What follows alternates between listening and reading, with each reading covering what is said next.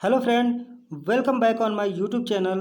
दोस्तों, आज की वीडियो स्टार्ट करने से पहले जो स्टूडेंट इस चैनल पर नए जुड़े हैं वो चैनल को सब्सक्राइब करें और वीडियो के लेटेस्ट अपडेट प्राप्त करने के लिए बेल आइकन को प्रेस करें।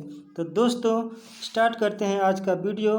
और अगर वीडियो पसंद आती है तो उसे लाइक, कमेंट और शेयर ज़रूर करें।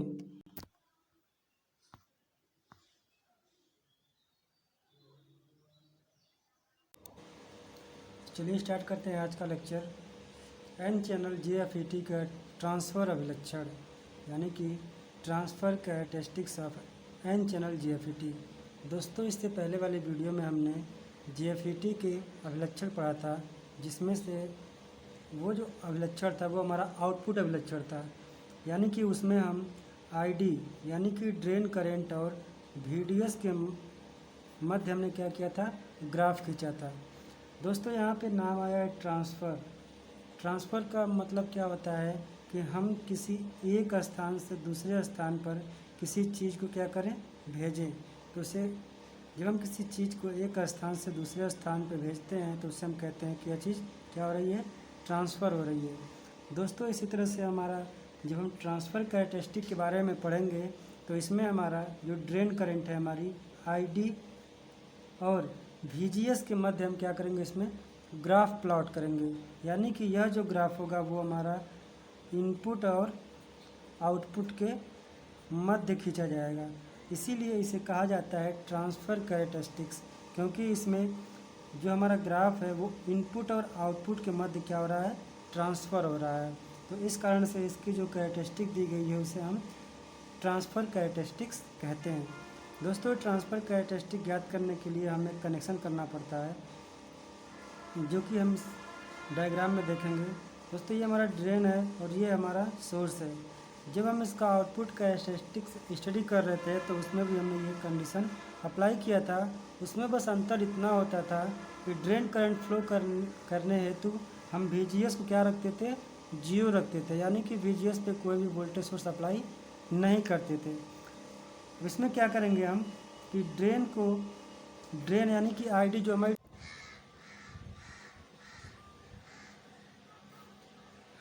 ड्रेन करंट को मेजर करने के लिए हमने यहाँ पे मिली एमीटर लगाया हुआ है।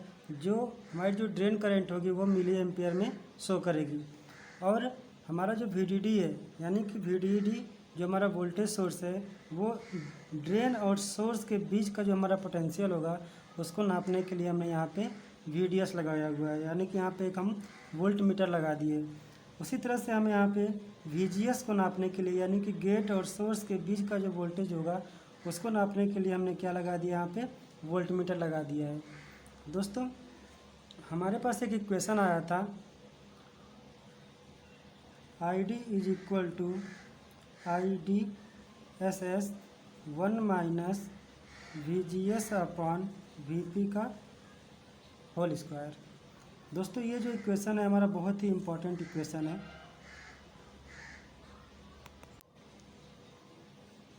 जब हम ड्रेन करंट और VDS के बीच में ग्राफ खींचते थे तो उस समय हमारे जो VGS है उस पर कोई भी वोल्टेज सोर्स अप्लाई नहीं होता था। ठीक है, तो ये जो हमारा ग्राफ है ये उसके लिए है और हम पिछले वीडियो में भी पढ़ चुके हैं। तो दोस्तों, जब हम VGS पे वोल्टेज सप्लाई करते हैं तो उस समय हमारा जो VDS होता है उस समय क्या होता है, वो कांस्टेंट होता है। यानी कि उसका एक फिक्स वैल्यू पे हम उसको क्या करते हैं, VGS और ID के मध्य हम ग्राफ को प्लॉट करते हैं। यानी कि हम VDS के एक फिक्स वैल्यू पे क्या करेंगे, हम VGS के मान को बढ़ाएंगे और देखेंगे कि ड्रेन और गेट के बीच में हमारी क्या रिलेशन मिल रहा है। तो चलिए देखते हैं। जैसा कि हम जानते हैं, जब ट्रांजिस्टर हम पढ़ रहे थे तो ट्रांजिस्टर के केस में क्या था, जो हमारा कलेक्टर करंट था वो हमारा फंक्शन था IB का। यानी कि जो हमारा कलेक्टर करंट था वो हमारे बेस करंट पे डिपेंड था। दोस्तों, इसी तरह से क्या होगा कि जो हमारी ID करंट होती है, ID करंट जो थी वो हमारी किस पे डिपेंड कर रही थी, वो VGS पे। ID करंट जो थी वो हमारे VGS पे डिपेंड थी। तो दोस्तों, पिछले लेक्चर में हमारा जो इक्वेशन आया था ID is equal to IDSS 1 minus VGS upon VP का होल स्क्वायर। दोस्तों यहाँ पे जो होल स्क्वायर का टर्म आ रहा है, जो आई स्क्वायर का टर्म आ रहा है, वो हमें ये बताता है कि जो हमारा ये ग्राफ है वो हमारा नॉन लीनियर है, यानी कि इसमें जो धारा का मान है वो एक्सपोनेंशियली इंक्रीज होता है। दोस्तों इस इक्वेशन को याद कर लेंगे और इस इक्वेशन पे हमारे बहुत सारे इक्वेशन सॉल्व होंगे। और ये जो इक्वेशन है हमारे दोस्तों, इस ग्राफ में हमारा इस इक्वेशन में हमारा IDSS और VP ये जो क्या है, ये हमारे कांस्टेंट है। IDSS और VP हमारे जो हैं वो क्या हैं, कांस्टेंट रहेंगे। इनकी जो वैल्यू होगी हमेशा क्या रहेगी, वो कांस्टेंट रहेगी। दोस्तों अगर हम VGS के मान को घटाएंगे और बढ़ाएंगे तो हम देखेंगे कि ID के मान पे क्या इफेक्ट पड़ता है। तो दोस्तों चलिए इसको हम दो तरीके से प्लॉट करते हैं। या तो हम इस इक्वेशन के द्वारा डायरेक्टली हम क्या करें, VGS के मान को वेरी करके हम यहाँ पे ID करंट को शो कर सकते हैं। या फिर अगर हमने ये वाला ग्राफ हमने बनाया हुआ है पहले से, तो इस ग्राफ से भी हम डायरेक्टली इसका जो है ID और VGS के मध्य हम ग्राफ को प्लॉट कर सकते हैं। चलिए देखते हैं। दोस्तों जो हम देखते थे कि VGS का मान हमारा 0 था और उसके बाद अगर हम VDS को बढ़ाते थे तो क्या होता था, हमारा सैचुरेशन करंट हमें यहाँ पे मिलती थी। उसी तरह से जब हम VGS के मान को क्या करते थे, इंक्रीज कर लेते थे, यानी कि -1 वोल्ट पे, और VDS के मान को इंक्रीज करते थे तो देखते थे कि ये जो हमारा सैचुरेशन करंट था वो हमारा और भी पहले मिलने लगता था, यानी कि ये जो ID करंट का मान था वो क्या होता था, अब घट जाता था, क्योंकि जो हमारी चैनल चौड़ाई थी वो क्या हो जाती थी, बढ़ जाती थी रिवर्स बायस में। उसी प्रकार से जब हम VGS के मान को और बढ़ाते थे, -2 वोल्ट करते थे, तो उस केस में चैनल चौड़ाई क्या होती थी, और बढ़ जाती थी, और जो हमारी धारा होती थी वो और कम हो जाती थी, और सैचुरेशन करंट भी हमारी क्या होती थी, छोटी हो जाती थी। इस तरह से दोस्तों करते करते क्या होता था, जब हम VGS के मान को और ज़्यादा बढ़ा देते थे तो -4 वोल्ट के आसपास हम देखते थे कि जो हमारी ड्रेन करंट थी वो बहुत ही कम हो जाती थी, और -4 वोल्ट से अगर और ज़्यादा वोल्टेज को हम इंक्रीज करते थे VGS को, तो ये जो हमारी करंट थी वो हमारी क्या हो जाती थी, ख़त्म हो जाती थी। यानी कहने का मतलब है कि जो हमारी ड्रेन करंट हो जाती थी वो 0 हो जाती थी, और उस समय अगर हम VDS के मान को कितना भी बढ़ाएं लेकिन हमारा ड्रेन करंट फ्लो नहीं होगा, और इस अवस्था को हम बोलते थे कि जो हमारा GFET है वो किस में है, ऑफ की अवस्था में है।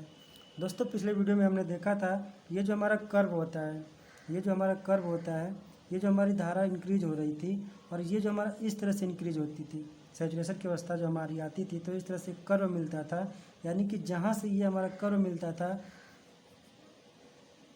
इसके इधर का जो रीजन हमारा होता था उसे हम बोलते थे ओमिक कॉन्टैक्ट या फिर ओमिक रीजन, क्योंकि यहाँ तक जो हमारी ये धारा होती थी, ये जो हमारी धारा है वो क्या है, हमारी लीनियरली इंक्रीज हो रही है, ठीक है।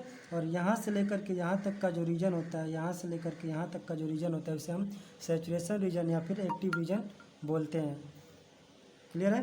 तो आइए हम देखते हैं कि इसका ये ट्रांसफ़र अभिलक्षण किस तरह प्लॉट करते हैं। दोस्तों हम क्या करेंगे, इसके जो भी हम जैसे VGS बराबर 0 है तो हम क्या करेंगे, इसको डॉटेड लाइन से हम बढ़ा देंगे। फिर यहाँ पे VGS इक्वल टू -1 वोल्ट पे क्या करेंगे, हम डॉटेड लाइन से बढ़ा देंगे। फिर धीरे धीरे इसी तरह से क्या करेंगे, हम सारी लाइनों को मिला देंगे। और यहाँ पे हम नीचे VGS पे क्या करेंगे, हम वोल्टेज लेवल शो कर देंगे, 0 वोल्ट, -1 2 3 4 5 एंड सो ऑन। अब हम क्या करेंगे कि ये जो वोल्टेज है जिस पॉइंट पे हमारा टच करेगा उस पॉइंट को हम क्या करेंगे, मिला देंगे।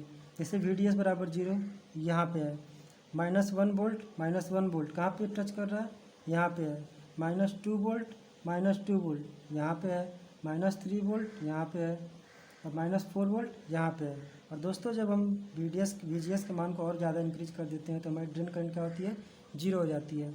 दोस्तों इस तरह से अगर हम इन सारी लाइनों को आपस में मिला देते हैं तो इस तरह से जो ये हमारा ग्राफ प्लॉट होता है, यह हमारा क्या कहलाता है, ट्रांसफ़र अभिलक्षण कहलाता है। दोस्तों जो भी हमारे एग्ज़ाम होते हैं, जॉब पर्पस जो भी एग्ज़ाम होते हैं, जैसे NTPC हो गया, LMRC हो गया, DMRC हो गया, ठीक है, जितने भी हमारे JEE वगैरह के एग्ज़ाम होते हैं उस पर हमें डायरेक्ट इस इक्वेशन पे हमें क्या होते हैं, क्वेश्चन पूछे जाते हैं। तो दोस्तों इसमें हम एक क्वेश्चन आपसे पूछेंगे कि अगर हम VGS को पॉजिटिव में इंक्रीज करें तो हमारा ग्राफ पे क्या इफ़ेक्ट पड़ेगा। अगर हम VGS के मान को पॉजिटिव में बढ़ाएं तो हमारा ग्राफ में क्या इफ़ेक्ट पड़ेगा। दोस्तों इसको आप लोग अपने कमेंट के माध्यम से हमें बता सकते हैं।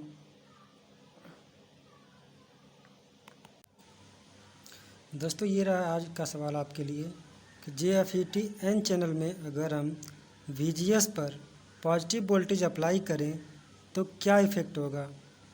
और दूसरा क्वेश्चन है कि अगर VGS बराबर -8 वोल्ट और IDSS बराबर 9 मिली एम्पियर तब ड्रेन करंट का मान बताइए। जब VGS बराबर 0, VGS बराबर -1 वोल्ट, VGS बराबर -4 वोल्ट। दोस्तों ये जो इक्वेशन है यह इक्वेशन बहुत ही इम्पॉर्टेंट है। तो दोस्तों इस इक्वेशन को आप लोग अच्छी तरह से याद कर लीजिए और ये जो क्वेश्चन है इन क्वेश्चन के आंसर आप अपने कमेंट के माध्यम से हमें ज़रूर बताएं। धन्यवाद।